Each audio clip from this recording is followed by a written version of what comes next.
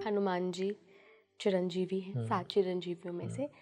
अश्वत्थामा की भी बहुत बातें आती हैं। कई लोग दावा करते हैं कि अश्वत्थामा अभी भी पृथ्वी पर हैं, हालांकि अगर हम कथाओं में जाएंगे तो वो श्राप का साल निकल चुका है। करेक्ट।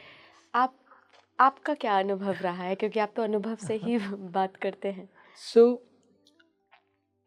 अश्वत्थामा पे, ऋषि मार्कंडेय पे, परशुराम जी पे, ये जो सारी एक श्रृंखला है चिरंजीवियों की, इनमें से मैंने जो अनुभव किया है वो सिर्फ हनुमान जी को अनुभव किया है। बाकी किसी भी चिरंजीवी को, ये जो 7 चिरंजीवियों की एक श्रृंखला है, उनको मैंने व्यक्तिगत कभी अनुभव नहीं किया। ऑनेस्टली सेइंग, कभी इच्छा भी नहीं हुई। हाँ, मगर इमॉर्टैलिटी को मैं समझता हूँ। हाँ, इन चिरंजीवी जीवों की, इन चिरंजीवी ऋषियों की बात ना करें, अगर हम सिर्फ बात करें इमॉर्टैलिटी क्या है, वो मेरे अनुभव में है, मैं उसकी बात कर सकता हूँ। बिल्कुल गुरुजी, जब हम चिरंजीवी कहते हैं उसका मतलब ही यही है, इमॉर्टल। तो हम इमॉर्टलिटी की ही बात कर लेते हैं। ये कितनी सुंदर बात देखो। अश्वत्थामा जिनकी कथा है कि वो इमॉर्टल हैं बट श्रापित, which means he is suffering the eternal life।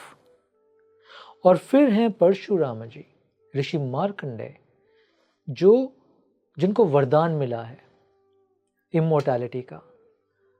रहस्य देखो इसके अंदर, सूत्र देखो इसके अंदर। तो ये चिरंजीवी होना, इमॉर्टल होना, ये श्राप भी हो सकता है और ये वरदान भी हो सकता है। वरदान उस अवस्था में होगा जब तुम्हें मालूम है कि तुम चिरंजीवी क्यों हो, या तुम्हारी दीर्घायु क्यों है, और इस दीर्घायु से तुम क्या करोगे। आजकल बायो हैकिंग पे बहुत बात हो रही है, लॉन्जिविटी पे बहुत बात हो रही है। प्रश्न ये उठता है, वाई, क्यों तुम्हें दीर्घायु चाहिए?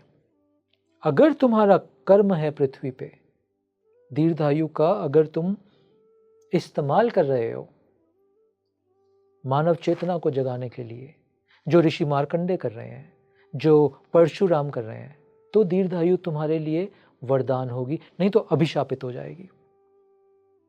कितने ऐसे बुजुर्ग व्यक्तियों को हम देखते हैं जो मृत्यु की प्रतीक्षा कर रहे हैं, दे वॉन्ट टू डाई, क्योंकि पूरा जीवन कर्स जैसा हो गया।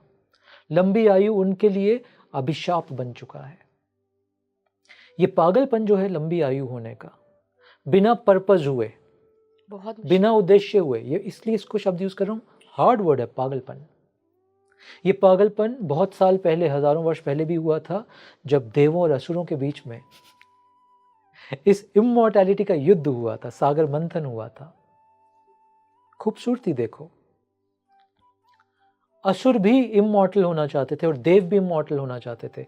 इसी वजह से देव भगवान नहीं है, क्योंकि ईश्वर तो इमॉर्टल नहीं होना चाहते। वो हैं, वो एक अलग बात है। इमॉर्टल होने की चाह नहीं है।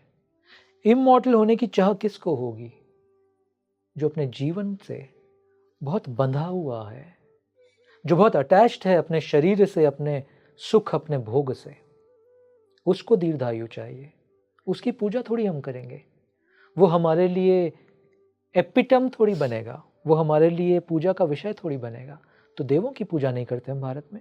देव हैं, हाँ, देवों को प्रसन्न करते हैं यज्ञ में, बट देव हमारे इष्ट जैसे नहीं होते हैं। हम पूजा नहीं करते उनकी, पूजा तो ईश्वर भगवान की होती है, तो देव भगवान नहीं है। कहने का अर्थ ये हुआ, तुम्हें भगवान बनना है या इमॉर्टल होना है? प्रश्न ये है गहरा। तुम्हें लंबी आयु चाहिए या तुम्हें ईश्वर तत्व अपने भीतर चाहिए? तुम्हें अपने भीतर भगवत्ता को जन्म देना है या दीर्घायु को जन्म देना है? ये है प्रश्न। क्योंकि दीर्घायु मिलके तुम क्या करोगे? और ये एक हार्ड क्वेश्चन अब मैं पूछता हूं दर्शकों से। अभी तक जितनी भी आयु तुम्हारी है, तुमने क्या कर लिया उस आयु के साथ? What great things have you done with that? परिवार में, व्यापार में, समाज में, नाम में, धन में, संपत्ति में, अपने ऐशो आराम में, अपने एस्पिरेशंस में, इसमें तो उलझे हुए हैं। कौन सा ईश्वर प्राप्ति की तरफ कदम उठाया हमने? कौन सा अनंत सुखों में, अनंत आनंद में प्रवेश करने के लिए? कौन सा मोक्ष में प्रवेश करने के लिए हमने यत्न किए, तो आज अगर 200 वर्ष और भी मिल गए आयु में, will continue to do the same that we are doing right now. यही तो करते रहेंगे हम, विच इज भाग। आज एक विषय के पीछे, कल दूसरे विषय के पीछे। दीर्घायु सिर्फ उस अवस्था में चाहिए, उस व्यक्ति को चाहिए जो ईश्वर प्राप्ति की तरफ लगा है और उसको लग रहा है कि समय कम है और ईश्वर थोड़ा दूर है। अभी ईश्वर दूर नहीं है, मेरे ही कर्मों की खाई गहरी है। बिल्कुल। उसको लांघने के लिए समय थोड़ा और चाहिए मुझे। उसको दीर्घायु होनी चाहिए, उसको तपस्या करनी है। या दीर्घायु मिले बुद्ध को, नानक को, रामकृष्ण परमहंस को, रमना महर्षि को, विवेकानंद को, आदि शंकराचार्य को, क्योंकि जगत कल्याण का बड़ा काम करना है उन्होंने। बिल्कुल। तो दीर्घायु चाहिए उनको।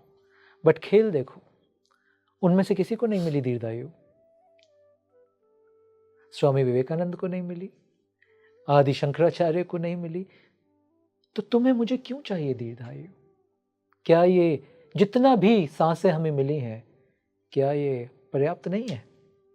अगर ईश्वर की प्राप्ति करना चाहते हो तो, अगर अनंत आनंद में प्रवेश करना चाहते हो, ईला एक क्षण काफी है। एक क्षण, एक क्षण जिसमें तुम्हें याद आ जाए तुम्हारी वास्तविकता क्या है, तुम्हारा इस जीवन में होने का उद्देश्य क्या है। एक क्षण काफी है।